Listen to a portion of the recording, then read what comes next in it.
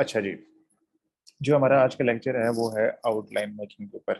ठीक है, हमने स्टेटमेंट ऑफ टॉपिक बनाना सीखा वन डायमेंशनल में, 2D में और 3D के अंदर। उसके हमने बहुत सारी प्रैक्टिस भी कर ली। आप लोगों ने 20-30 के करीब हर बंदे ने तकरीबन जो है वो स्टेटमेंट्स ऑफ टॉपिक बनाई, वो चेक भी हो गए। अब जो है वो आप लोगों को काफ़ी हद तक क्लियर होगा कि स्टेटमेंट ऑफ टॉपिक कैसे बनती है।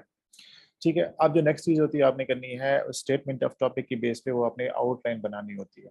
ठीक है, आउटलाइन जो होती है वो आपका एसे का एक फ्रेमवर्क होता है। उससे ये नज़र आता है कि आपका एसे जो है वो किस साइड पे जा रहा है, उसके अंदर कौन-सी बातें आपने जो है वो दिखानी होती हैं, जो आपके मेन आर्गुमेंट्स होते हैं, पॉइंट्स होते हैं। ठीक है, उससे जो है वो एक क्लियर अंदाज़ा होता है। जैसे आप एक किताब लेते हैं या जब आप कोई किताब लेने जाते हैं तो आप सबसे पहला काम ये करते हैं कि उसके कंटेंट्स चेक करते हैं। तो कंटेंट्स देखने से आपको पता चलता है कि ये किताब आपके लिए रेलेवेंट है कि नहीं है, आपके जो है वो मिजाज या आपका जो इंटरेस्ट है उसके अकॉर्डिंग है कि नहीं है। इसी तरह आपकी जो आउटलाइन होते हैं उसको कंटेंट्स कह सकते हैं। तो उसको देखकर एग्जामिनर को या पढ़ने वाले को एक आइडिया हो जाता है मुकम्मल तौर पर कि इसके अंदर जो है वो एस्से में क्या चीज़ें डिस्कस होंगी। ठीक है? अच्छा जी, तो मैंने कल कुछ चीज़ें बताई थी जो आपने याद रखनी है, मैं दोबारा उनको रिपीट करता हूँ। ठीक है? नंबर 1 के आपकी जो आउटलाइन है वो स्टेटमेंट ऑफ टॉपिक के अकॉर्डिंग होगी। ठीक है? और इसके अंदर आप हेडिंग्स दे सकते हैं। नंबर ऑफ हेडिंग जो है वो मैंने बताया था कि 5 से 8 के बीच में आपके हो सकते हैं। उसके अलावा जो आपकी हेडिंग्स हैं आउटलाइन के अंदर वो क्या होंगी, सेंटेंसेस नहीं होंगे बल्कि फ्रेज की फॉर्म में होंगे। जबकि जो आपकी आउटलाइन के पॉइंट्स होंगे हेडिंग्स के नीचे वो सेंटेंसेस की फॉर्म में हमेशा आपने यूज़ करने हैं। ठीक है? अच्छा, उसके बाद ये है कि आपने जो इंटरोगेटिव हेडिंग्स होती हैं, क्वेश्चन मार्क टाइप लंबी-लंबी या फुल सेंटेंस की, वो हेडिंग्स अब आपने अवॉइड करनी होती हैं। उसके अलावा आपने सिलेक्टिव वर्ड्स अवॉइड करने हैं। बर्ड्स आई व्यू वगैरह इस तरह के जो फ्रेजेस हैं, जो हर बंदा लिख रहा होता है, वो आपने जो है अवॉइड करने होते हैं। ठीक है, उसके अलावा आपने जो है वो नेचुरल रहना होता है इसके अंदर। अब चलते हैं कि आपकी जो आउटलाइन बनती कैसे है, उसके हम स्टेप्स की बात कर लेते हैं। पहला स्टेप मैंने बताया था कि सबसे जो पहला स्टेप होता है वो हम कहते हैं ब्रेनस्टॉर्मिंग, नंबर 2 पे उसको क्लैरिफिकेशन कहते हैं, नंबर 3 पे लॉजिकल सीक्वेंस और नंबर 4 पे आपका कंसेप्चुअलाइजेशन होता है। पहले स्टेप में हमने ये करना होता है कि जब भी हम स्टेटमेंट बना लेते हैं तो उसके बेस पे हम जो है वो ब्रेनस्टॉर्मिंग करते हैं, मतलब आइडियाज़ इकट्ठे करते हैं। फॉर एग्जांपल हमारे पास एक टॉपिक है, ये मैंने कल लिखा था कि डेमोक्रेसी इन पाकिस्तान। अब इसके ऊपर हमने स्टेटमेंट बनाई है कि democracy in Pakistan has seen a dark past for various reasons. अब हमने बेसिकली जो ब्रेनस्टॉर्मिंग करनी है वो किसके ऊपर करनी है, रीजंस के ऊपर। कौन से रीजंस के, पाकिस्तान में डेमोक्रेसी के डार्क होने की, कि पाकिस्तान में डेमोक्रेसी कामयाब क्यों नहीं हो सकी माजी में, इसके रीजंस हमने ढूंढनी है। अब पहला स्टेप आपका क्या होगा, ब्रेनस्टॉर्मिंग का होगा। आपने जाना है ब्रेनस्टॉर्मिंग स्टार्ट करनी है। आपने आंखें बंद करके, मतलब आंखें बंद करने से मुराद ये है कि आपने आंखें बंद नहीं करनी, बगैर सोचे समझे आपने लिखते जाना है। जो पॉइंट आपके माइंड में आता जा रहा है आपने लिखते जाना है, लिखते जाना है, लिखते जाना है। 15-20 पॉइंट जितने आते हैं आपने लिख लेने हैं। ये नहीं सोचना कि ये रेलिवेंट है, रेलिवेंट नहीं है, रिपीट हो रहा है, रिपीट नहीं हो रहा। ये बिल्कुल भी नहीं सोचना, बस आपका कलम चलना चाहिए। ठीक है, पहला स्टेप ये होता है। नंबर 2 प्यूरिफिकेशन होती है। इस स्टेप में, अच्छा अभी यहाँ बता रहा हूँ मैं आपको, अगर करके दिखाऊंगा तो आपने परेशान नहीं होना। प्यूरिफिकेशन नंबर 2 आपका स्टेप होता है। इस स्टेप में आप क्या करते हैं कि वो जो आपने स्टेप 1 किया था जिसके अंदर आपने फॉर एग्जांपल ब्रेनस्टॉर्मिंग करते हुए 15 पॉइंट लिखे हैं, जब आपने उसमें 18 पॉइंट्स लिखे हैं। अब आपने स्टेप 2 में क्या करना है कि वो जो स्टेप 1 है उसको देखना है, उसके अंदर जो इरेलीवेंट पॉइंट्स हैं और उसके अंदर जो रिपीटेशन हो रही है, जो रिपीट हो रहे हैं, वो आपने निकाल देने हैं। हम ये फर्ज कर लेते हैं कि आपने जो है वो 18 पॉइंट लिखे थे, उसमें से 12-14 आपके पास बच जाएंगे, कुछ रेपिटेशन की वजह से और कुछ इरेलीवेंट होने की वजह से वहां से निकल गए। तो वो आपने क्या करना है कि स्टेप 2 के अंदर सिर्फ यूनिक और नए पॉइंट्स आपने लिखने हैं। हम ये कह सकते हैं कि वहाँ 12-15 पॉइंट्स आपके पास बच जाएंगे, 2, 3, 4, 5 निकल सकते हैं उसमें से। ये 2 स्टेप्स हो गए, ब्रेनस्टॉर्मिंग हो गया, प्यूरिफिकेशन हो गया। नंबर 3 भी होता है लॉजिकल सीक्वेंस। तो लॉजिकल सीक्वेंस ये होता है कि वो जो स्टेप 2 आपने किया था उसके अंदर जो पॉइंट्स आपने बचा के छोड़े थे 12-15 पॉइंट्स, उनको एक तरतीब में आपने ऑर्डर में अरेंज करना है। तरतीब क्या हो सकती है, रेलेवेंस के अकॉर्डिंग हो सकती है, इंपॉर्टेंस वाइज हो सकती है। जो मोस्ट इंपॉर्टेंट है, मोस्ट रेलिवेंट पॉइंट्स हैं वो आपने सबसे पहले लिखने हैं, उसके बाद जो है वो आपने नीचे की तरफ चले आना है, यानी कि जो लीस्ट इंपॉर्टेंट है वो बाद में आना शुरू हो जाएंगे। ये आपने स्टेप 3 में लॉजिकल सीक्वेंस इसको डिजाइन करना है। ये जो लॉजिकल सीक्वेंस होता है ना, ये आपके पूरे एस्से का कोहेरेंस बनाता है। इसमें आपने गलती बिल्कुल नहीं करनी होती। ठीक है, ये बहुत इंपॉर्टेंट होता है, अभी हम करेंगे तो आपको अंदाजा होगा। और लास्ट पे जो स्टेप होता है उससे हम कहते हैं कंसेप्चुअलाइजेशन। ठीक है, कंसेप्चुअलाइजेशन क्या होती है, मेरी चाय साथ ठंडी हो रही है तो मैं वो भी पी लूँ साथ। जो लास्ट स्टेप होता है उसको हम कहते हैं कंसेप्चुअलाइजेशन।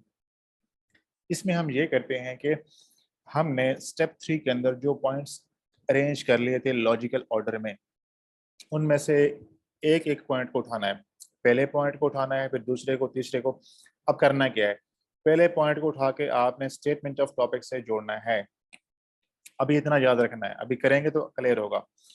ठीक है, लास्ट स्टेप में ये करते हैं जिसको हम कंसेप्चुअलाइजेशन कहते हैं कि हम पहला पॉइंट उठाएंगे, उसे स्टेटमेंट ऑफ टॉपिक से जोड़ देंगे। दूसरा उठाएंगे, उसे स्टेटमेंट ऑफ टॉपिक से जोड़ देंगे। तीसरा उठाएंगे, उसको जोड़ देंगे। इसी तरह तमाम पॉइंट्स को आपने उठाना है वन बाय वन, और उनको आपने स्टेटमेंट ऑफ टॉपिक से जोड़ देना है। ठीक है, अब जब हम यहाँ पे लास्ट स्टेप करते हैं, इसमें हमारे सेंटेंसेस बनेंगे। अब वो जो सेंटेंसेस बनेंगे वो आपकी फाइनल आउटलाइन होती है, उसको फिर आपने रीड करना होता है। अब देखते हैं कि ये कैसे होगा सारा कुछ। ठीक है, हम ये टॉपिक लेते हैं। हम ये फर्स्ट करते हैं कि हमारे पास जो टॉपिक है वो है डेमोक्रेसी इन पाकिस्तान। उसके ऊपर स्टेटमेंट ऑफ टॉपिक ये बनी हुई है, democracy in Pakistan has seen a dark past for various reasons.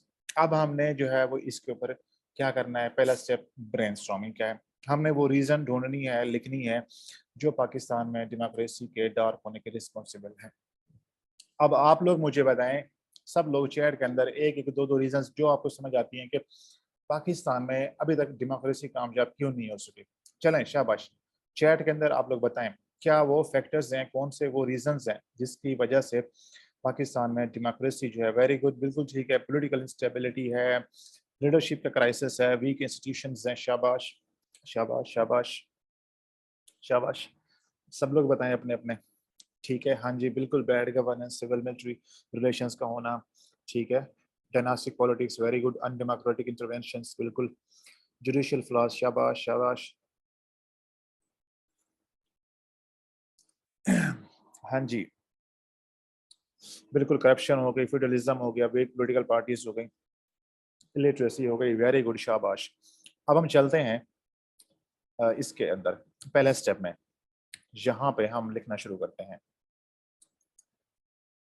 Brainstorming कर रहे हैं हम लोग। ठीक है, हम कहते हैं करप्शन है, उसके बाद कहते हैं कि पॉलिटिकल इंस्टेबिलिटी है। ठीक है, उसके बाद कहते हैं कि वीक लीडरशिप है। ये मैं बगैर सोचे समझे लिखे जा रहा हूँ आप लोगों के पॉइंट्स को देखकर। ठीक है, नो अकाउंटेबिलिटी। ठीक है, absence of rule of law. ठीक है, उसके बाद मैं कहता हूँ कि डिले इन कॉन्स्टिट्यूशन मेकिंग। ठीक है, उसके बाद मैं कहता हूँ कि और पॉइंट है हमारे पास, पुअर गवर्नेंस हम कह सकते हैं। ठीक है, और पॉइंट मेरे पास है इलिटरेसी है। ठीक है, इलिटरेसी। उसके बाद मैं कहता हूँ मेरे पास है कि बिल्कुल वीक पॉलिटिकल पार्टीज हैं। ठीक है, उसके बाद मैं कहता हूँ कि जो है वो अनडेमोक्रेटिक, सबसे इंपॉर्टेंट चीज़ जो हमने यहाँ पे लिखी है, अनडेमोक्रेटिक फोर्सेस, मिलिट्री इंटरवेंशंस। ठीक है, उसके बाद एक और पॉइंट लिखते हैं हम कि हम कहते हैं जुडिशियल फ्लॉज। ठीक है, अब ये देखें, बेसिकली ये आपने स्टेप 1 कर लिया है। जा सकते हैं यार, उस पर जाएंगे, अभी जो चीज़ कर रहे हैं उस पर फोकस करें आप, उस पर जाएंगे। आप मेरे साथ चलें, ठीक है ना, आगे ना जाए, मेरे से आगे ना चलें, मुझे सबको चलाना होता है। ठीक है ना, तो आप मेरे साथ चलें। अभी आप जंप करेंगे तो मसला होगा फिर आपको। हाइब्रिड रजीम, बिल्कुल। अब हमने स्टेप 1 किया है। मैंने कहा था कि स्टेप 1 के अंदर हमने क्या करना है कि स्टेटमेंट ऑफ टॉपिक को लेना है, उसका जो चीज आपको पूछी गई है उसके ऊपर आपने ब्रेनस्टॉर्मिंग करनी है। हमने ब्रेनस्टॉर्मिंग की है किसके ऊपर, पाकिस्तान में डेमोक्रेसी के जो है वो फेल होने की या नाकाम होने की जो रीजंस हैं, उसके पीछे फैक्टर्स हैं, ये डार्क पास्ट के पीछे फैक्टर्स हैं, वो आपने सब ने इसी तरह ब्रेनस्टॉर्मिंग करनी है। सोचना, बहुत ज्यादा नहीं सोचना, लिखते जाना है आपने। जो पॉइंट माइंड में आता है आपने लिखते जाना, लिखते जाना है। 12 15 16 पॉइंट जितने भी आते हैं आपने लिख लेने बगैर सोचे समझे। स्टेप 1 आपका मुकम्मल हो गया। अब चलते हैं स्टेप 2 के ऊपर। अब हम देखते हैं कि इसमें से कौन से ऐसे पॉइंट्स हैं, ठीक है ना, कौन से ऐसे पॉइंट्स हैं जो रिपीट हो रहे हैं, और कौन से ऐसे पॉइंट्स हैं जो इरेलीवेंट हैं। ठीक है, हम फर्ज कहते हैं कि करप्शन है। ठीक है, ये बिल्कुल यूनिक पॉइंट है। हम कहते हैं पॉलिटिकल इंस्टेबिलिटी यूनिक पॉइंट है। ठीक है, फिर हम कहते हैं कि वीक लीडरशिप जो है वो यूनिक पॉइंट है। ठीक है, फिर हम कहते हैं कि एब्सेंस ऑफ अकाउंटेबिलिटी जो है वो एक न्यू पॉइंट है, आइडिया डिफरेंट है, ठीक है। नो रूल ऑफ लॉ, ठीक है, ये नया पॉइंट है। हम कहते हैं कि डिले इन कॉन्स्टिट्यूशन, ठीक है, ये नया पॉइंट है। फिर हम कहते हैं कि पुअर गवर्नेंस। आपने देखते जाना है कि कोई ऐसा पॉइंट, कोई ऐसा आइडिया जो रिपीट हो रहा हो उसको आपने जो है वो निकाल देना है, कोई इरेलीवेंट हो उसको आपने निकाल देना है। इसके अंदर आपने यही काम करना है, ठीक है। वीक पॉलिटिकल पार्टीज, उसके बाद जो है वो मिलिट्री इंटरवेंशन। हम ये फर्ज करते हैं कि वो जो हमने 12-13 पॉइंट लिखे थे उसमें से हमारे पास 10 पॉइंट बच गए, हम ये फर्ज कर लेते हैं, ठीक है ना। स्टेप 1 में आपने ब्रेनस्टॉर्मिंग करनी है, स्टेप 2 के अंदर आपने प्योरिफिकेशन करनी है। प्योरिफिकेशन में क्या करना होता है, आपने इरेलीवेंट और लेस इंपॉर्टेंट पॉइंट्स या रेपिटेशन को अवॉइड करना होता है आपने, ठीक है। उन पॉइंट्स को निकालने के बाद आपने 2-3 पॉइंट्स हो सकता है कम हो जाए, कोई इशू नहीं है उसका। जब ये मुकम्मल हो जाएगा तो आपने जाना है स्टेप 3 के ऊपर। अब जो स्टेप 3 होता है वो क्या होता है, कोई मुझे बताएगा कि इसमें क्या करते हैं हम, लॉजिकल सीक्वेंस में क्या करते हैं? Anybody please let me know कि स्टेप 3 के अंदर क्या करना होता है। Coherence, very good. क्रोनोलॉजी नहीं, इसको कहते हैं लॉजिकल ऑर्डर होता है, लॉजिकल ऑर्डर।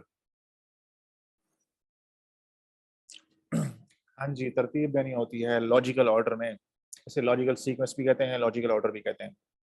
अब इसमें हमने ये करना होता है कि जो मोस्ट इंपॉर्टेंट और मोस्ट रेलिवेंट पॉइंट्स हैं उनको उठा के पहले लिखना है, फिर दूसरा इंपॉर्टेंट, मोस्ट इंपॉर्टेंट, फिर तीसरा, चौथा, पांचवा, इसी तरह फिर हमने लीस्ट इंपॉर्टेंट की तरफ जाना है। अब ये जो लॉजिकल ऑर्डर है ये हर बंदे का अलग से हो सकता है, याद रखना है। हर बंदे के लिए जो लॉजिकल ऑर्डर है वो डिफरेंट होगा, मेरे लिए डिफरेंट होगा, आप 10-12 लोग जितने क्लास में मौजूद हैं सबके लिए डिफरेंट होगा। तो आपने अपनी समझ, अपनी अंडरस्टैंडिंग और आपकी जो नॉलेज है उसके अकॉर्डिंग बनाना है। इस चीज़ से बेफिक्र होकर कि वो सही है या गलत है, जो आपकी अंडरस्टैंडिंग है, जो आपकी समझ बूझ है उसके अकॉर्डिंग आपने लॉजिकल ऑर्डर को तरतीब देना है। मैं फॉर एग्जांपल मैं ये समझता हूँ कि पाकिस्तान में डेमोक्रेसी का जो डार्क पास्ट है उसके पीछे सबसे बड़ा फैक्टर मिलिट्री इंटरवेंशंस हैं, ठीक है। मैं ये समझता हूँ फॉर एग्जांपल मिलिट्री इंटरवेंशंस। फिर उसके बाद मैं ये कहता हूँ कि मिलिट्री इंटरवेंशन की वजह से पुअर गवर्नेंस है, ठीक है। फिर मैं ये समझता हूँ कि मिलिट्री इंटरवेंशन से ही पुअर गवर्नेंस हुई, पुअर गवर्नेंस की वजह से क्या हुआ, इलिटरेसी आई, ठीक है। इलिटरेसी की वजह से जो है वो वीक लीडरशिप आई, ठीक है। अब जब वीक लीडरशिप आई तो उसमें जो है वो नो रूल ऑफ लॉ था। मैं ये कहता हूँ रूल ऑफ लॉ ना होने की वजह से जो है नो अकाउंटेबिलिटी थी, ठीक है, एब्सेंस ऑफ अकाउंटेबिलिटी। ये मैं अपनी समझ के मुताबिक बना रहा हूँ आपको समझाने के लिए। इसके बाद मैं कहता हूँ कि जब एब्सेंस ऑफ अकाउंटेबिलिटी थी उसकी वजह से जो है वो पॉलिटिकल पार्टीज वीक हो गई, वीक पॉलिटिकल पार्टीज, ठीक है। उसके बाद मैं कहता हूँ कि जब ये हुआ तो फिर पाकिस्तान में जो है वो पॉलिटिकल इंस्टेबिलिटी आना शुरू हो गई, ठीक है ना। तो आपने बेसिकली स्टेप 2 के अंदर जितने पॉइंट्स बचे होते हैं सारों को आपने एक अंडरस्टैंडिंग बनाते हुए आपने जो है एक ऑर्डर में, एक तरतीब में आपने उनको अरेंज करना होता है, ठीक है। ये हर बंदे के लिए अलग होगा, याद रखना है। अच्छा, ये हो गए आपके 3 स्टेप्स। इसमें कोई कंफ्यूजन हो तो बताएं। लास्ट स्टेप थोड़ा सा मुश्किल है, उसको समझने में टाइम लगता है, तो इसलिए मैं उस पर जो है वो अच्छी तरह फोकस करूंगा। अब पहले तीन पॉइंट्स में अगर किसी को कोई कंफ्यूजन हो तो पूछ लें आप लोग।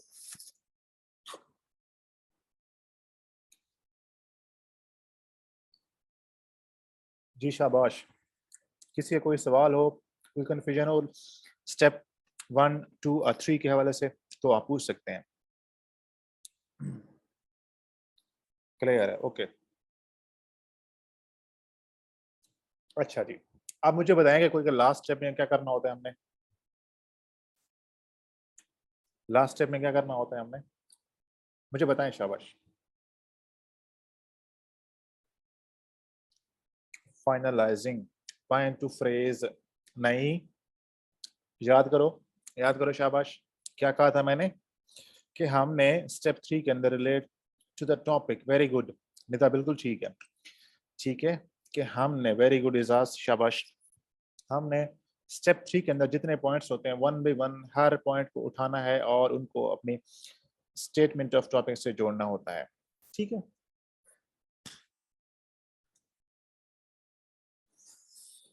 अजमेर कहते हैं कि एब्सेंस ऑफ अकाउंटेबिलिटी सर, हाँ हमारे यहाँ डायरेक्ट अटैक करना है यार।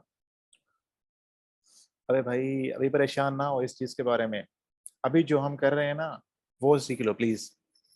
ये क्या लिखना है, क्या नहीं लिखना, किस तरह की लैंग्वेज होगी, कौन सी बातें होंगी, वो हम कंटेंट में बात करेंगे उसके ऊपर।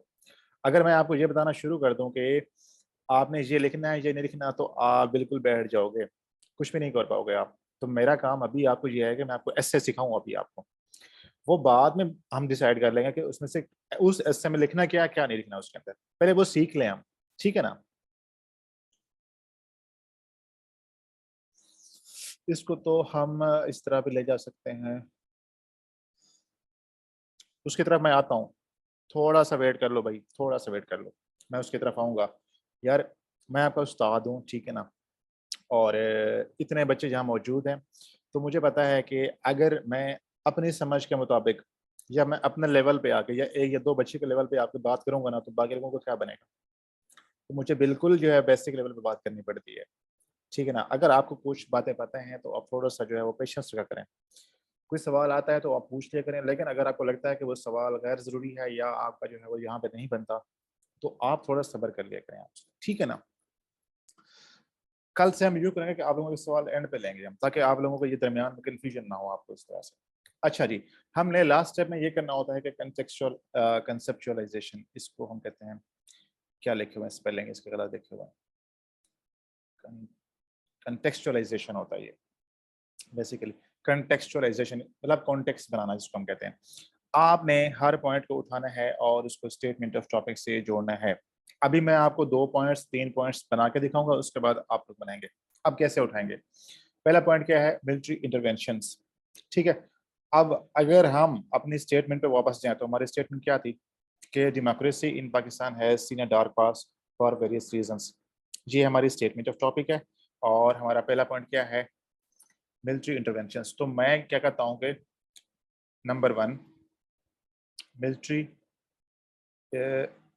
military interventions are the main reason behind dark past of democracy in Pakistan। ठीक है, समझ आई इस बात की। हमने क्या किया, पॉइंट 1 को उठाया, उसको स्टेटमेंट ऑफ टॉपिक से जोड़ दिया। अब अगर इसको आप पढ़ें इस पॉइंट को, तो ये मतलब है कि पाकिस्तान में डेमोक्रेसी के डार्क होने की जो रीजन है वो है मिलिट्री इंटरवेंशंस। आपने एक रीजन बता दी, उसको स्टेटमेंट ऑफ टॉपिक से जोड़ दिया आपने। ये बात समझ आई। दूसरा पॉइंट उठाएं। ठीक है। आप कहें कि डेमोक्रेसी, सेंटेंस वगैरह चेंज कर सकते हैं आप लोग, democracy in Pakistan could not grow due to poor governance. ठीक है। ये दूसरा पॉइंट आपने उठाया, उसको स्टेटमेंट ऑफ टॉपिक से जोड़ दिया आपने। ये बात क्लियर हुई है। ये बात समझिए, सब बताएं मुझे। जिसको समझ नहीं वो पूछिए अभी यहाँ पर। जिस बंदे को ये वाला पॉइंट समझ नहीं आया, कंटेक्चुअलाइजेशन वाला लास्ट स्टेप, वो पूछे मुझसे प्लीज। ओके।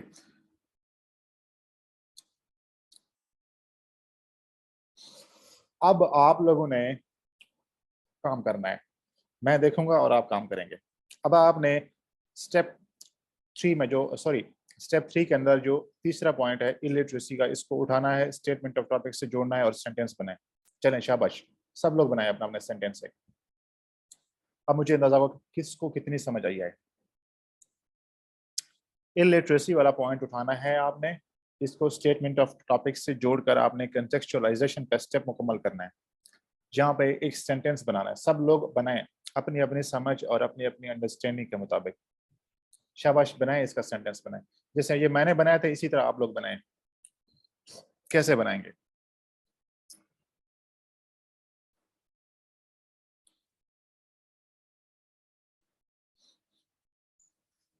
चलें जी, शाबाश। ये स्टेटमेंट ऑफ टॉपिक है आपकी, democracy in Pakistan has seen a dark past for various reasons. और आपका पॉइंट है इलिटरेसी का।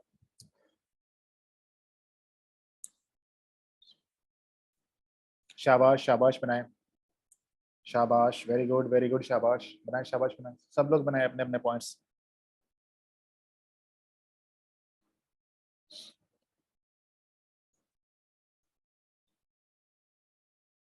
अच्छा जी, फातिमा कहती हैं कि illiteracy is one of the reasons of weak democracy. Very good, बिल्कुल एक्सीलेंट फातिमा, बिल्कुल ठीक है, शाबाश। हारिस कहते हैं कि illiteracy is an impediment to the progress of democracy। Haris ये सेंटेंस नहीं है, इसको आप यूं बनाएंगे कि illiteracy has remained an impediment या hurdle in the progress of democracy। ठीक है, सेंटेंस बनाना, मुकम्मल फिक्रा जिसको पढ़ के मैसेज मुकम्मल हो, ठीक है ना। उसके अंदर वर्ब भी यूज करना है, हेल्पिंग वर्ब भी यूज करना है, मेन वर्ब भी यूज करना है आपने। अजमेर कहते हैं illiteracy has weakened the roots of democracy in Pakistan। Okay, full stop लगाएं इसके ऊपर एंड पे, शाबाश। अमानुल्लाह कहते हैं कि mass illiteracy is another reason behind poor democratic performance। Very good, excellent Amanullah, शाबाश शाबाश। यासिर कहते हैं कि illiteracy is an ingredient that made democracy bleak in Pakistan। ठीक है ठीक है, थोड़ा आसान लैंग्वेज में बात करें।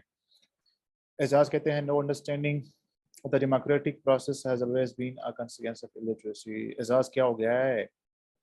एजाज क्या बात कर रहे हो? थोड़ा आप सोच समझ के बात करें कि इसमें आपने ये बताना है कि इलिटरेसी जो है वो डेमोक्रेसी के फेल होने के रीजन है, एक उसके पीछे फैक्टर है, ना कि उसका कॉन्सिक्वेंस है। ये कॉन्सिक्वेंस का और रीजन का डिफरेंस पता होना चाहिए ना। कॉन्सिक्वेंस का मतलब होता है कि उसका इफेक्ट, उसका आउटकम, उसका इम्प्लीकेशंस, और जो उसका रीजन होती है उसके पीछे वजह, वो हम वजूहात डिस्कस कर रहे हैं उसकी। ठीक है, इरफान कहते हैं illiteracy is a dominant factor to the existence of democracy. Irfan इसको बेहतर करें कि illiteracy is a dominant factor behind the dark past या behind weak democracy in Pakistan. ठीक है, इस तरह से आपने करना है बात। कासिम कहते हैं सर आपने कहा था ना कि ये वाले पॉइंट्स सेंटेंसेस में बनेंगे, हेडिंग्स मैंने कहा था फ्रेज में होती हैं। ठीक है ना, याद रखें ख्याल से। अभी हम हेडिंग्स पे नहीं गए, वो हम करेंगे अभी। आपको मैं लास्ट स्टेप करवा रहा हूँ, ये आपका, ये तकरीबन आपकी आउटलाइन बन रही है बस। इसके बाद आपने सिर्फ नीट करना है, वो मैं आपको बताऊंगा कैसे नीट करना है, दिखाऊंगा आपको सैंपल भी एक। ठीक है, यहाँ पे सिर्फ सेंटेंसेस बनाएंगे आप लोग, लास्ट स्टेप में मुकम्मल सेंटेंसेस फिक्रे होंगे, फ्रेज नहीं यूज करने आपने। अच्छा, अनम कहती हैं कि illiteracy is one of the reasons for keeping the message away from political. Anam आप इसके अंदर डेमोक्रेसी का लफ्ज लेकर है ना, बेसिकली हम हमारा सेट टॉपिक जो है वो डेमोक्रेसी पे है, स्टेटमेंट में डेमोक्रेसी पे है। तो अगर वो लफ्ज आप मेंशन नहीं करें तो समझ नहीं आएगा कि ये क्या बात हो रही है। तो आप कहें कि illiteracy is one of the reasons for keeping democracy weak in Pakistan. ठीक है। अच्छा, नोरीना कहती हैं कि illiteracy has also contributed towards stagnant growth of democracy in Pakistan. Very good, ठीक है, शाबाश। मिता कहते हैं essence of democracy fades with illiteracy. ठीक है ठीक है, ओके ओके, मोस्टली जो है वो तकरीबन आपको समझ आ चुकी है। ठीक है, तो हम इसको यूं कहते हैं कि हम कहते हैं कि illiteracy has also impeded the growth of democracy in Pakistan. ठीक है, या इसको यूं कह लें कि illiteracy is also reason behind weak democracy in Pakistan. जैसे कहना चाहें आप कह सकते हैं, कॉन्टेक्स्ट आपने चेंज नहीं करना, मैसेज क्लियर होना चाहिए, वो चेंज नहीं करना आपने। लैंग्वेज, लफ्ज, वर्डिंग वगैरह आप चेंज कर सकते हैं। चलें, शाबाश। अगले पॉइंट पे आए, वीक लीडरशिप के ऊपर, इस पे बनाए सेंटेंस, वीक लीडरशिप के ऊपर बनाए पॉइंट। हाँ जी, शाबाश जी बेलोल, और बनाए, सब लोग बनाए।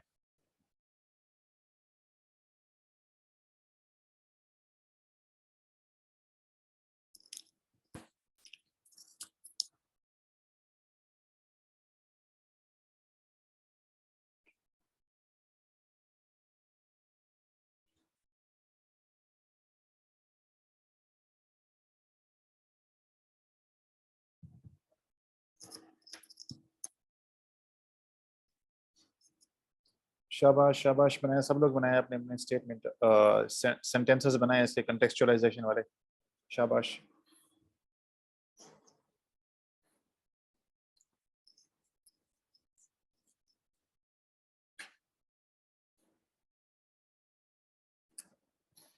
वीक लीडरशिप, और इसके ऊपर आपने पॉइंट बनाना है, कनेक्ट करना है इसको स्टेटमेंट ऑफ टॉपिक से। हमारा स्टेटमेंट ऑफ टॉपिक ये था कि पाकिस्तान में democracy in Pakistan has seen a dark past. उसके ऊपर हमने ब्रेनस्टॉर्मिंग की, प्योरिफिकेशन की, लॉजिकल सीक्वेंस बनाया। अब हम लास्ट स्टेप मुकम्मल कर रहे हैं जिसको हम कहते हैं कंटेक्चुअलाइजेशन। अच्छा जी, बहलोल कहते हैं कि weak leadership has obstructed the growth of democracy. Very good, बिल्कुल ठीक है, शाबाश। Weak leadership is another major cause for weak democracy in Pakistan. शाबाश एजाज, ठीक है, बिल्कुल ठीक है। अच्छा, यासिर कहते हैं कि weak leadership drifts weak democracy in Pakistan. Okay, ठीक है, ठीक है। निदा कहती हैं कि leadership crisis has cause a severe damage to democracy. Very good, ठीक है, बिल्कुल शाबाश। अच्छा, weak leadership has abstained the growth of democracy, मगर ठीक है नरीना, बिल्कुल ठीक है। अनम कहती हैं weak leadership fail to practice the democracy in letter. Democracy के साथ आपने दीन ही लगाना होता है, ये ख्याल रखना है, इन लेटर एंड स्पिरिट, ठीक है। अच्छा, अजमेर कहते हैं fragile leadership is another reason for fragile weak leadership, ठीक है यार, for weak democracy in Pakistan. Strong, अच्छा हारिस कहते हैं strong democracy and weak leadership are antithetical. Okay, very good, ठीक है यार, ठीक है पॉइंट। कासिम कहते हैं कि leadership has undermined the development of democracy, ठीक है, शाबाश। Fatima, bad leadership has enhance the weak democracy in Pakistan, ठीक है, ओके है। फर्दरमोर यहाँ पर नहीं लगाना मानुल्लाह, फर्दरमोर बिल्कुल यूज नहीं करना आपने यहाँ पर, आपने डायरेक्ट पॉइंट से स्टार्ट करना है, ठीक है, कोशिश करें, या जो है वो आप थोड़ा सेंटेंस को आगे पीछे कर लें, लेकिन ये कनेक्टर्स आपने अभी यूज नहीं करना यहाँ पर।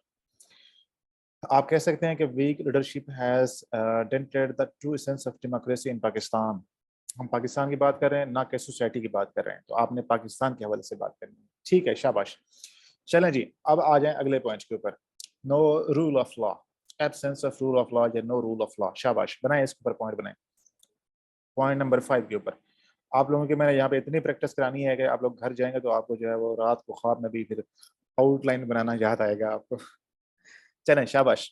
Democracy can not be flourished by the weak, democracy could not flourish due to weak democracy या वीक लीडरशिप, शाबाश, ठीक है इरफान। और बने आप सब बने नेक्स्ट पॉइंट के ऊपर।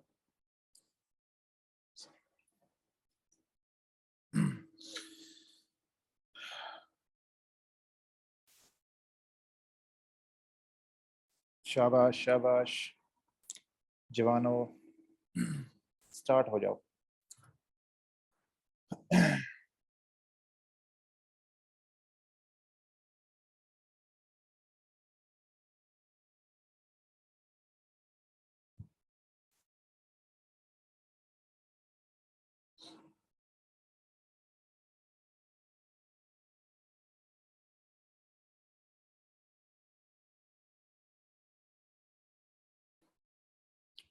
हाँ जी, क्या कहते हैं जनाब?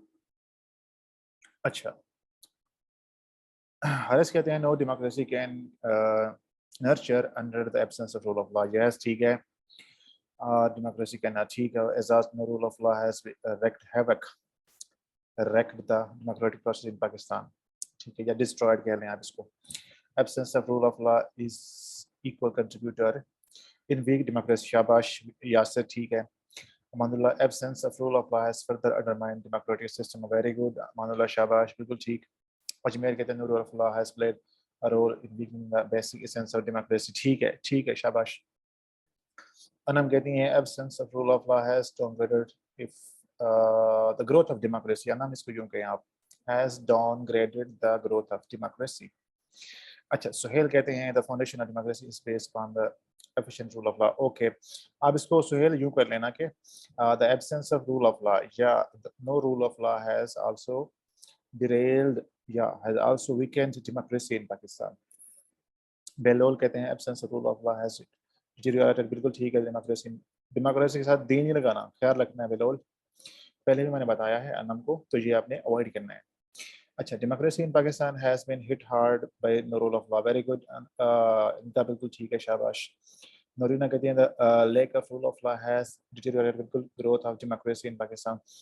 फातिमा कहती हैं lack of rule of law has bred, breed के साथ ब्रेड आएगा, ठीक है ना, ब्रेड होता है, ineffectual democracy in Pakistan. Okay, शाबाश।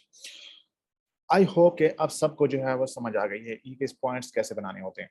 कोई एक बंदा, कोई ऐसा स्टूडेंट जिसको ये समझ ना आ, ठीक है, हाँ जी, कोई एक बंदा, कोई क्लास के अंदर जितने लोग मौजूद हैं, आप 13-14, कोई एक बंदा ये बता दे कि उसको ये स्टेप की समझ नहीं आई, क्योंकि अगर आपको ये स्टेप समझ नहीं आया तो आपकी आउटलाइन आपको समझ नहीं आई, यही आपकी आउटलाइन है। अब इसके अंदर हमने कोई नया काम नहीं करना, बस इसी को उठाना है और एक पेपर के ऊपर लिखना है आपने, ठीक है, अब चलते हैं कि आउटलाइन कैसे बनानी है। अच्छा जी, मैं आपको दिखाता हूँ एक से, बल्कि मैं आपको करके दिखाता हूँ जो है।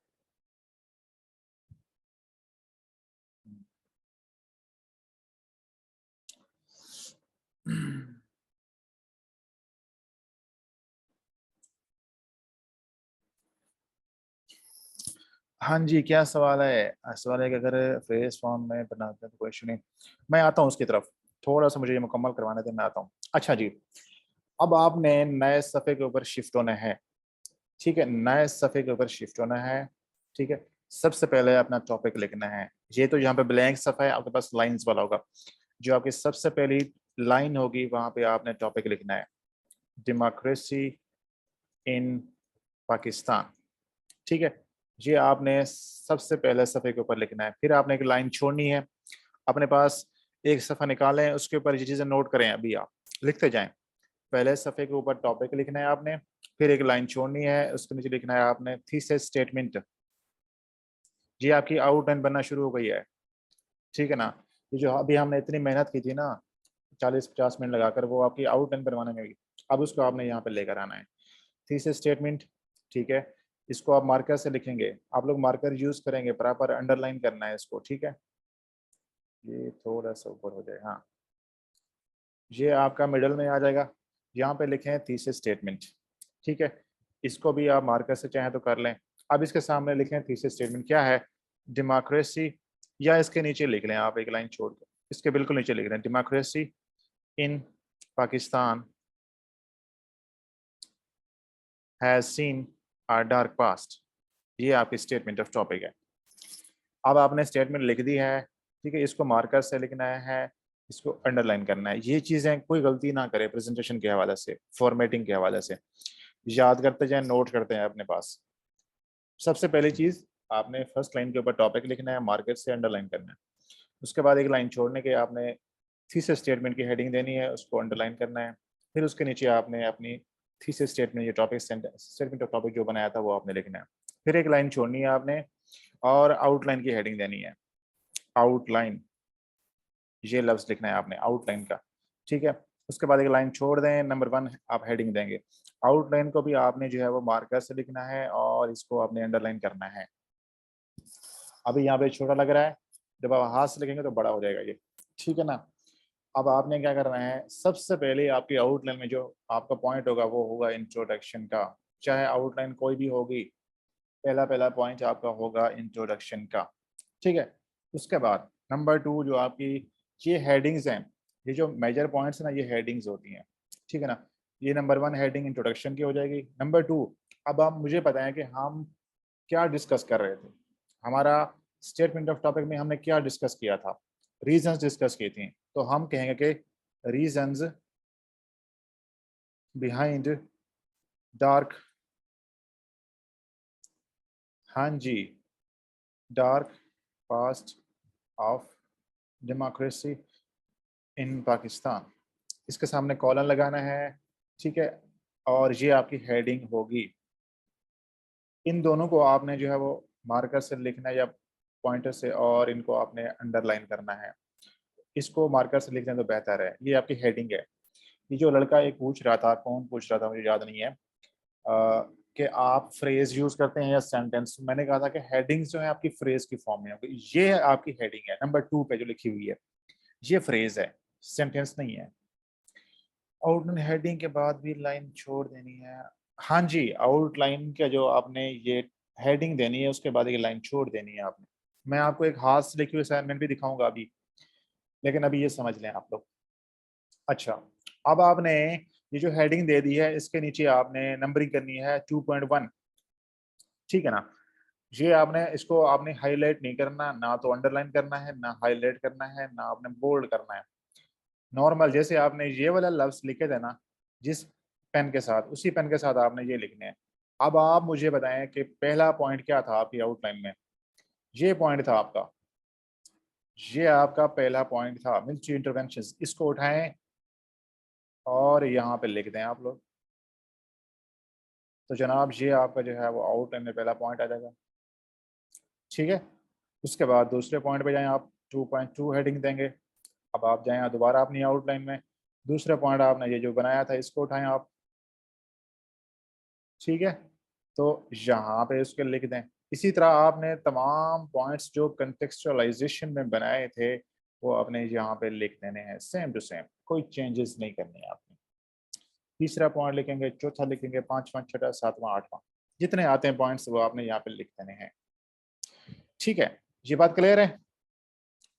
इसमें कोई कंफ्यूजन हो तो बताएं। अभी मैं आपको एक हाथ से लिखे हुए असाइनमेंट दिखाता हूँ, लास्ट पेज पे थी मेरे पास एक, ये देखें, इसके अंदर थोड़े इश्यूज होंगे। ये सबसे पहले आपने टॉपिक लिखना है, ये तो इन्होंने बहुत बड़ा लिखा है, आप जो जैसे चाहे लिखें, ठीक है, एक लाइन में, दो लाइन पे, जितना आता है आप लिखें उसको मुकम्मल करके। डेमोक्रेसी इन पाकिस्तान एक लाइन छोड़ें, उसके बाद ये इन्होंने जस्ट स्टेटमेंट लिखा है, आपने लिखा है थीसिस स्टेटमेंट, पूरा लिखना है। थीसिस स्टेटमेंट की हेडिंग देनी है, उसे अंडरलाइन करना है, उसके नीचे आपने वो स्टेटमेंट ऑफ टॉपिक जो बनाती है लिखें, वो आप लिखेंगे यहाँ पर। फिर एक लाइन छोड़ दें, आउटलाइन की हेडिंग दें, उसे अंडरलाइन करें। सबसे पहले हेडिंग आपकी इंट्रोडक्शन की आएगी। नंबर 2 पे आपने लिखना है कि रीजंस बिहाइंड वीक डेमोक्रेसी या dark past of democracy in Pakistan, उसको अंडरलाइन कर दें, उसके नीचे पॉइंट्स लिखें। ये नंबरिंग इस तरह नहीं करनी जैसे मैं बताइए वैसे करनी है। 2.1 हो जाएगा, 2.2, 2.3, 2.4, 2.5, 2.6, 7, 8, जितने बनते हैं वो आप लिखते जाएंगे। ये बात क्लियर है? किसी बंदे को इसमें हवाले से कोई कंफ्यूजन हो तो बताएं। अब एक और चीज करेंगे हम। जी शाबाश, कोई सवाल हो तो पूछें आप लोग। अच्छा, अब मुझे एक चीज बताएं, सब लोग बताएं, मुझे जवाब दें। ये जो हमने स्टेटमेंट ऑफ टॉपिक बनाई थी, ये वाली, एक मिनट,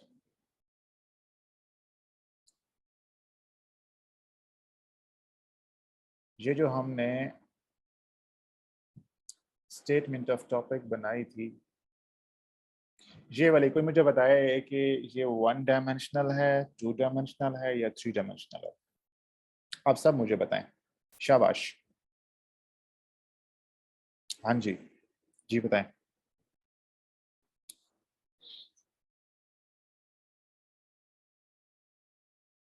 गुड, वेरी गुड, शाबाश। अच्छा, अब जो अजमेर वाली सवाल है उस पर आते हैं कि हम इसके अंदर हम ये भी तो कह सकते हैं कि Pakistan has seen a dark past, उसके बजाय हम यूँ कर लें कि इट्स फ्यूचर इज ब्राइट। तो हमने जब 1 डायमेंशनल बनाई है तो अगर हम चाहें तो 2D बना सकते हैं, तो हम क्या करेंगे कि एंड लगा देंगे, एंड या however however its future seems bright।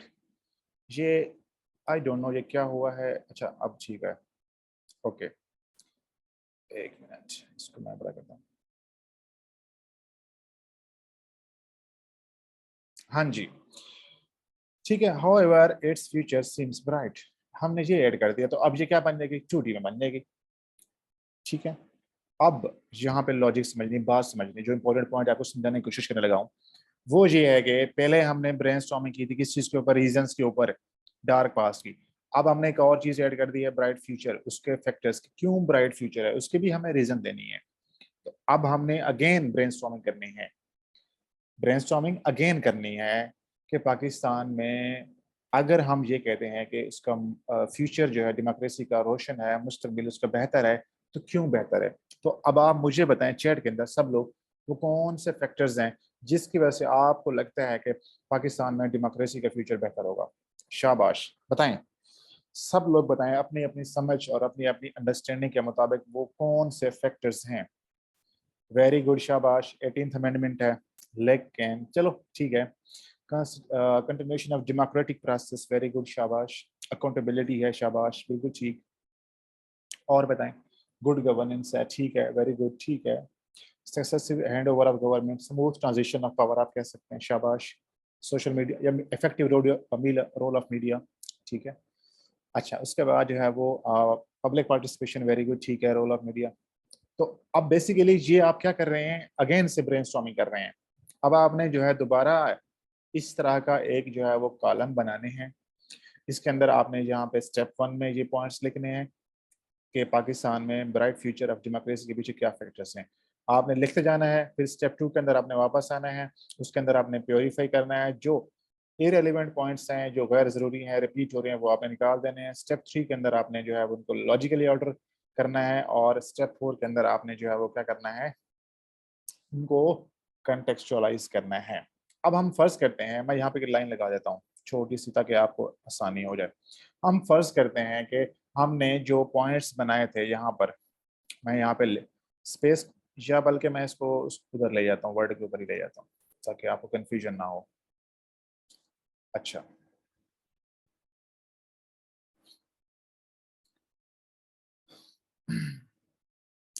हम यहाँ पे बनाते हैं एक टेबल। ठीक है, हम यहाँ पे एक टेबल बना लेते हैं। अच्छा,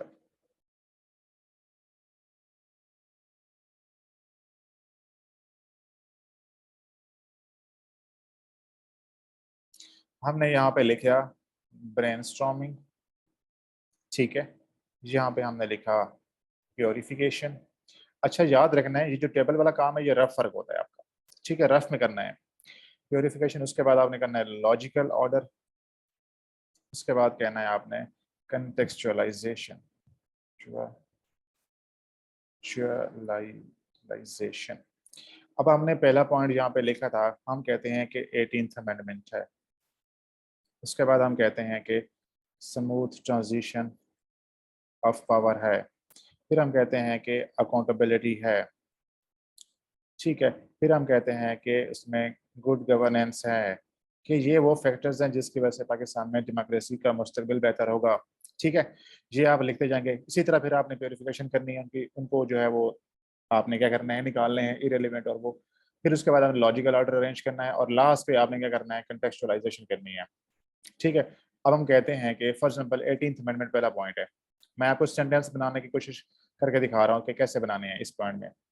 ठीक है, अब आप मुझे बताएं कि ये हम क्या लिख रहे थे, ये क्या चीजें लिख रहे हैं, बताएं, शाबाश सब लोग बताएं। ये जो पॉइंट्स हम लिख रहे हैं ये किससे रिलेवेंट है, किस चीज से रिलेवेंट ये पॉइंट्स हैं, शाबाश बताएं।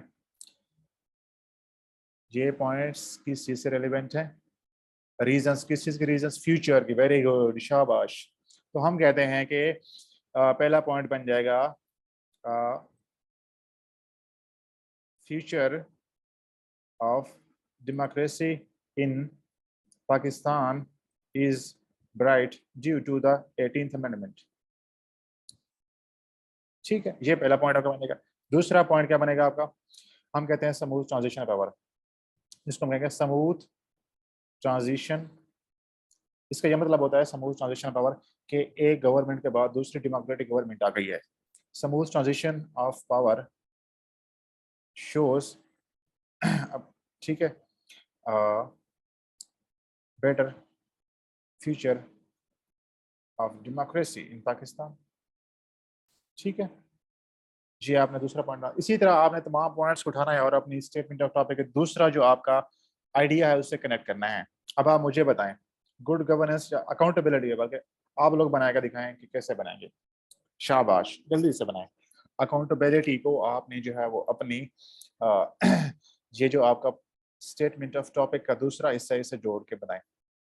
इट्स फ्यूचर सीम्स ब्राइट, इसके ऊपर हम बात कर रहे हैं, तो आप मुझे जो है वो बना के दिखाएं। शाबाश,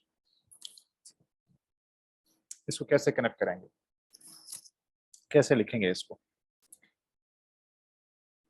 शाबाश शाबाश, वेरी गुड। ठीक है, ये आप कह रहे हैं कि accountability shows bright future of democracy in Pakistan, bright future in Pakistan. अब डेमोक्रेसी का लफ्ज भी ऐड करें Yasir. Nida, having fair accountability can improve democracy. ये ठीक है निदा, लेकिन आप थोड़ा सा इसको मीनिंगफुल बनाएं। मीनिंगफुल इन अ सेंस के हम लिख रहे हैं कि पाकिस्तान में डेमोक्रेसी का मुस्तकबिल बेहतर है, फ्यूचर ब्राइट है। तो आप उसको as a sign, as a factor बना के उसको जो है वो शो करें, बताएं उसको। ठीक है, the future of democracy seems bright in Pakistan due to accountability, due to accountability. ठीक है, rising culture of accountability is main contributed towards bright future of democracy. Very good, बिल्कुल ठीक है और शाबाश। मानुल्लाह, strong accountability institution has proved a ray of hope for democracy in Pakistan. Very good मानुल्लाह, बिल्कुल ठीक है, शाबाश। Accountability ensures bright future of democracy in Pakistan. ठीक है, ठीक है। Accountability is a prerequisite for a vibrant democracy. Yes, Haris, आपने ये बात नहीं करनी। हमने क्या करना है, हमने ये बताना है कि पाकिस्तान में डेमोक्रेसी का मुस्तकबिल बेहतर है बिकॉज ऑफ अकाउंटेबिलिटी। ठीक है, democracy seems to be progressing या seems to have a bright future in Pakistan because of accountability. The accountability shows a good future of democracy in Pakistan. इस तरह आपने बात करनी है, मीनिंगफुल बात करनी है आपने। शाबाश, बाकी लोग बनाए, शाबाश शाबाश। क्लास के अंदर आप लोग करेंगे तो भाई घर जाकर काम ठीक होगा, अगर यहाँ पे नहीं करेंगे तो वहां गलती करेंगे आप लोग, ठीक है ना। अच्छा जी। Haris, accountability is a prerequisite. आप ये बता रहे हैं कि डेमोक्रेसी के लिए अकाउंटेबिलिटी बहुत जरूरी है, हालांकि हम कुछ और बात कर रहे हैं। हम ये बात कर रहे हैं कि पाकिस्तान में डेमोक्रेसी का मुस्तकबिल बेहतर क्यों है, बिकॉज ऑफ अकाउंटेबिलिटी। अब आप उस बात को सोचें और अपनी बात को पढ़ें, इसमें क्या फर्क है, बहुत फर्क है, ठीक है ना। Accountability of state institutions stimulate process of democracy in Pakistan. Okay, बेहतर है, ठीक है ठीक है। अच्छा जी, अब जो चीज़ आपको समझाने की कोशिश कर रहा था वो ये थी कि जब आपने जो डार्क पास के रीजंस हैं वो लिख दिए, 7 8 10 जितनी चाहे आप लिखें, यहाँ पर अराउंड 10 8 से 10 के करीब आपने रीजन यहाँ पे लिखनी है। उसके बाद जब रीजन लिख लेंगे, इनके 2.3 करके, 2.4 करके, 2.5 करके, जैसे ये मुकम्मल होंगी फिर आपने एक और हेडिंग देनी है। हेडिंग कैसे देंगे, नंबर 3 पे, नंबर 3 की मेन हेडिंग देंगे आप लोग, ठीक है। आप यहाँ पे लिखेंगे, जो हेडिंग है वो क्या बनेगी, factors that show bright future of democracy in Pakistan, ठीक है। ये आपकी जो है वो हेडिंग बन जाएगी, ये आपकी हेडिंग बन जाएगी। इसके नीचे आप जो है वो 3.1 करेंगे, ठीक है। इसको यूं कर लेते हैं, यहाँ पे फॉर्मेटिंग का बड़ा इशू आता है। अच्छा, अब इसको आपने क्या करना है, मार्कर से लिखना है, अंडरलाइन करना है, ये आपकी हेडिंग बन जाएगी। फिर आपने वो 3.1 3.2 3.3 3.4 लिखते जाना है, और जो आपने पहला पॉइंट बनाया था वो आपने यहाँ पे कॉपी करके लिख देना है। पहला पॉइंट हम फॉर एग्जांपल हम कहते हैं कि 18th अमेंडमेंट, ये जो यहाँ पे लिखा था हमने, ठीक है। इसको उठाते हैं और यहाँ पे हम कॉपी कर लेते हैं, ठीक है। फिर हम लिखते हैं दूसरा पॉइंट 3.2, फिर हम देखते हैं दूसरा पॉइंट क्या था, हमने लिखा था, ये इसको उठाया और इसको यहाँ पे लिख दिया। तो ये तो बेसिकली यहाँ का कट पेस्ट कर रहा हूँ, आप लोगों ने हाथ से लिखना होता है, तो आपने सेम टू सेम यहाँ पे लिख देना है। फिर आपने इसके नीचे भी 8 10 पॉइंट्स लिखने हैं आपने, ठीक है। 3.3 3.4 3.5 3.6 7 8 9 10 जितने चाहें आप लिखें, यानी कि टोटल आपने कोशिश करनी है ये वाले जो पॉइंट्स हैं और इसके जो पॉइंट्स हैं ये 15 16 से ज्यादा होने चाहिए टोटल मिलाकर। जब ये हो जाएंगे तो उसके बाद आपने क्या करना है, एंड पे आपने फिर एक हेडिंग देनी है नंबर 4 की, ठीक है। नंबर 4 की, ये इश्यू कर रहा है, अच्छा चलो इसको यूं कर लेते हैं, ये नंबर 4 की हेडिंग देंगे और ये आपकी लास्ट हेडिंग होगी, इसको हम कहते हैं कंक्लूजन, ठीक है। आपके आउटलाइन में जो लास्ट हेडिंग होगी वो क्या होगी, कंक्लूजन की होगी। इसके नीचे आपने कुछ भी नहीं लिखना, बस हेडिंग देके नंबरिंग देके छोड़ देना है, ठीक है। उसके बाद करेंगे कल, कल उस पर जाएंगे हम, अभी इतना इतना काफ़ी है, ठीक है ना। वो हम एक स्टेटमेंट अलग बनाएंगे, आउटलाइन क्लास के अंदर प्रैक्टिस करेंगे, उसकी हम करेंगे बात। अच्छा, मैं आपको एक और आउटलाइन दिखाता हूँ अभी, ताकि आप लोगों को आसानी हो जाए। मुझे ढूंढने दें, मेरी स्क्रीन शेयरिंग ऑफ कर दी है, मैं इसको ढूंढ लूँ। अच्छा,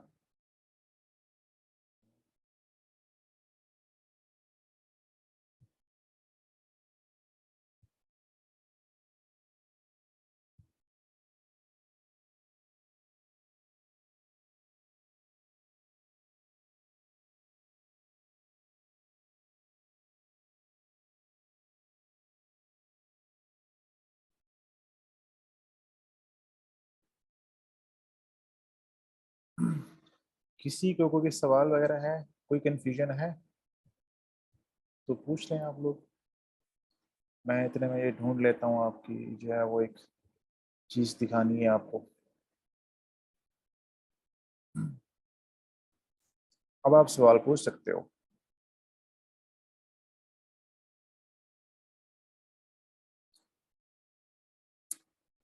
अच्छा चलो ये बताएं कि मज़ा किसको नहीं आ रहा, कोई ऐसा बंदा जो क्लास में बोर होता हो, मुझे वो बता दे। जो बोर होता हो क्लास में, लगता हो कि क्लास बोरिंग होती है, खुल के बताएं आप लोग, फ्रेंकली बता सकते हैं।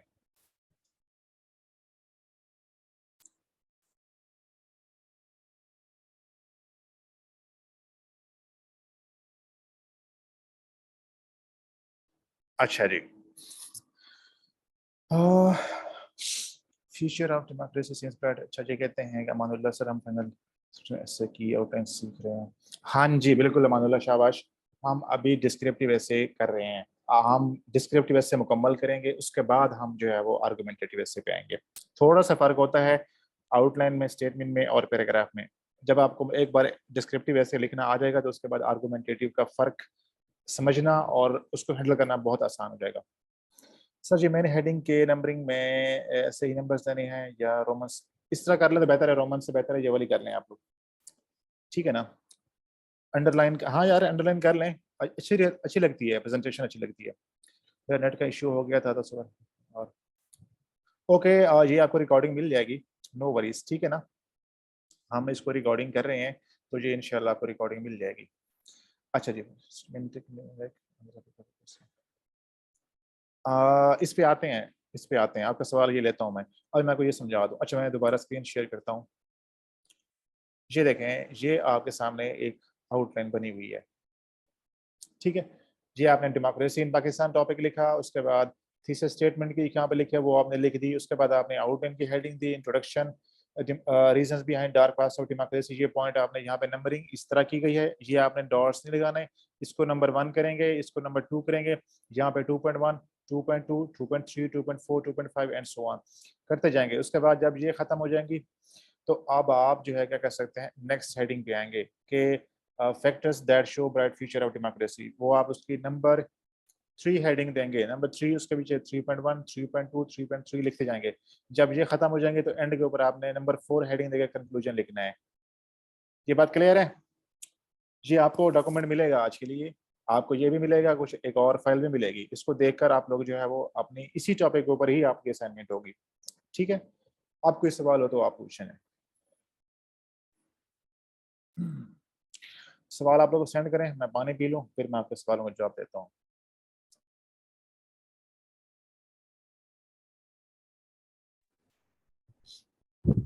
Alex, voi salta posso pesada.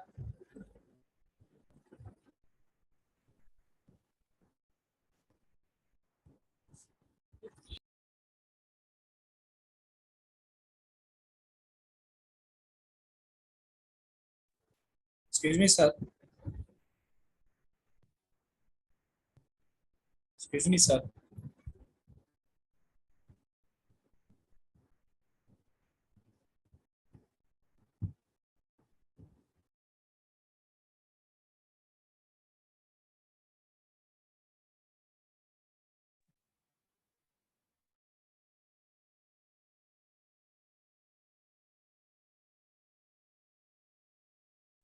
हाँ जी जनाब। अच्छा, सबसे पहला सवाल था फातिमा का कि ब्यूरोक्रेसी डोल ड्रम्स के ऊपर हम कैसे बना सकते हैं स्टेटमेंट ऑफ टॉपिक। देखें, सबसे पहले ये समझना इंपॉर्टेंट है कि इस टॉपिक से क्या मुराद है। इसका मतलब ये है कि पाकिस्तान में ब्यूरोक्रेसी का काम ना करना। तो आप कह सकते हैं कि bureaucracy in Pakistan is in doldrums for a number of reasons which is affecting the country in different ways. However, certain steps can improve the performance of bureaucracy. तो आप ये 3D में बना सकते हैं, 2D में बना सकते हैं, 1D में बना सकते हैं, जैसे चाहे आप इसको लेके जा सकते हैं, ठीक है फातिमा। अच्छा, अजमेर कहते हैं sir I have a question, ऊपर हमने पास अगर नहीं था, first due to absence of rule of law, फिर नीचे लिखा फ्यूचर ब्राइट क्योंकि एबिलिटी है। मैं सर ये, अरे भाई बहुत ज्यादा मत सोचा करो, अभी हम जस्ट सीख रहे हैं इससे। आपका जो एस्से का कंटेंट है वो कैसे मैच्योर होगा वो थोड़ा लंबा काम है, अभी तो आगे जाके बात करेंगे। अभी अभी के लिए आपने बिल्कुल परेशान नहीं होना कि हमने एक पॉइंट पे प्रेसी, सॉरी हमने ये कहा था कि अकाउंटेबिलिटी नहीं है, लेकिन अब हम कह रहे हैं अकाउंटेबिलिटी है। जब हम ये बात करेंगे ना अपने एस्से में तो हम इसका एविडेंस देंगे, ठीक है ना। हम इसका एविडेंस देंगे, ऐसे हवाई फायरिंग नहीं करेंगे हम लोग इसकी।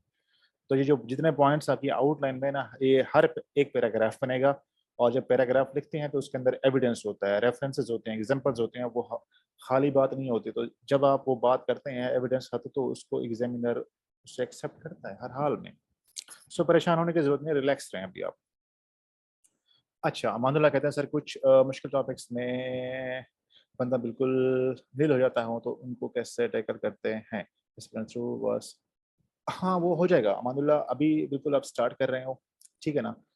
यानी कि आप, मैं आपको मिसाल देता हूँ ड्राइविंग वाली, ठीक है ना, कि अभी आप लोग जो है वो बिल्कुल खाली रोड के ऊपर ड्राइविंग कर रहे हो, अभी आप सीख रहे हो। अगर आपको मैं ड्राइविंग सिखानी हो और किसी रेस में ले जाऊँ तो क्या होगा, एक्सीडेंट हो जाएगा। तो अभी आप बिल्कुल खाली रोड पे चल रहे हो, ठीक है ना। जब आप खाली रोड से थोड़ी ट्रैफिक पे आओगे, फिर उसके बाद आप जो है वो रेस में जाओगे, तो सारी चीज़ें इंशाल्लाह हो जाएंगी आपकी। अच्छा, उसके बाद ये कि जैसे कि मीनिंग पर्पसिव एजुकेशन भी पूछा है इस टॉपिक पे, तो कोई not know the meaning of this word. देखिए, purposive education, meaning purposive education, ये हर बंदे के लिए डिफरेंट हो सकता है। मैंने कल भी ये बात की थी कि एक टॉपिक को अगर 10 बंदे पास कर रहे हैं, 10 ऐसे उसके ऊपर, हो सकता है हर एक की स्टेटमेंट डिफरेंट हो दूसरे से, और बहुत रेयर होता है किसी की स्टेटमेंट दूसरे से मैच कर जाए, दूसरे का ऐसा ऐसे उससे मैच कर जाए। तो हर बंदा अपनी ही जो है वो अंडरस्टैंडिंग के मुताबिक लेके चलता है। आपकी अंडरस्टैंडिंग ठीक हो सकती है, दूसरे की भी ठीक हो, तीसरे की भी ठीक हो सकती है, बट जो चीज़ मैटर करती है वो ये कि उसके ऊपर आपने जो स्टेटमेंट बनाई है उसको किस हद तक आपने डिफेंड किया अपने ऐसे में, और उससे रिलेवेंट आपने क्या आर्गूमेंट्स दिए थे, ठीक है। अच्छा, रेमेडीज करवाएंगे आपको, कल करवाएंगे आपको, कल आपको मुकम्मल आउटलाइन करवाएंगे इंशाल्लाह, ठीक है। तो अभी के लिए इतना ही। अच्छा जी, अब आप सुन लें कि जो आपकी असाइनमेंट होगी, समझ लें उसको। कल आपने इसी टॉपिक के ऊपर ही असाइनमेंट करनी है, democracy in Pakistan, 2 dimensional statement of topic आपको बनी बनाई मिलेगी, मैं भी सेंड करूंगा। ये वाला ऐसे आपके पास आएगा, एक और फाइल आएगी, इसमें से जो पॉइंट्स है वो उठाना चाहें उठा सकते हैं, खुद से जो है वो ऐड करना चाहें कर सकते हैं। तो आपने क्या करना है, आउटलाइन बनानी है, जैसे मैंने आपको समझाया है, रफ वर्क करना है, टेबल बना के प्रॉपर स्टेप्स फॉलो करके आपने जो है वो ब्रेनस्टॉर्मिंग, प्योरिफिकेशन, लॉजिकल सीक्वेंस, कंटेक्चुअलाइजेशन, उसके बाद आपने नीट करनी है आउटलाइन को, आपने नाम के साथ आप लोगों ने सबमिट करानी है। क्लियर है ये बात?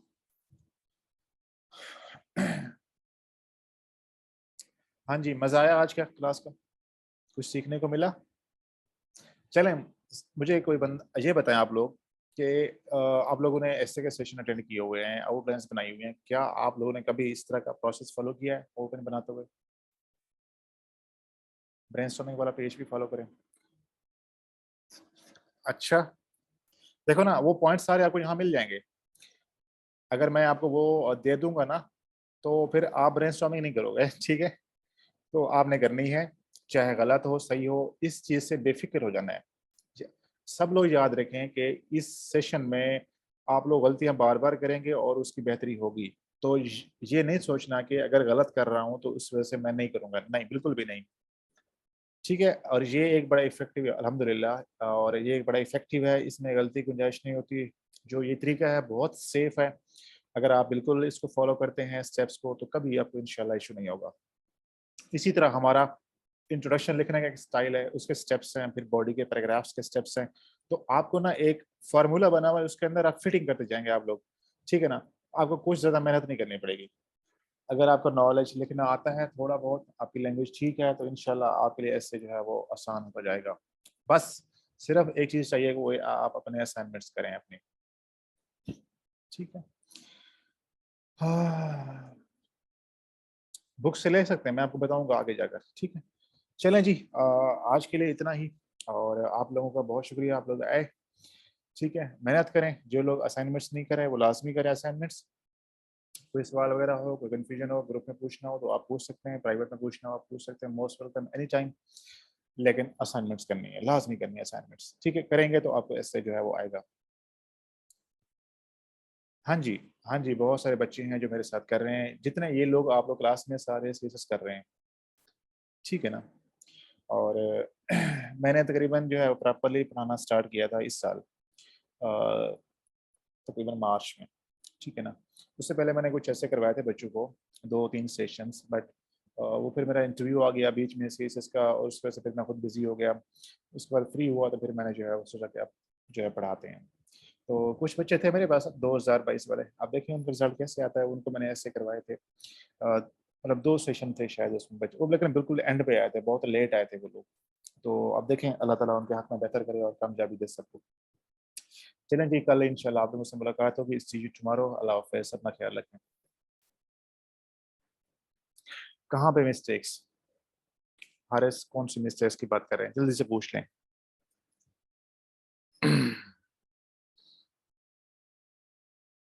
अटेम्प्ट में यार शुरू में जो है ना वो इशू क्या था कि जो मेरा पेपर अटेम्प्टिंग थी उसमें मिसाइल थे, ठीक है ना।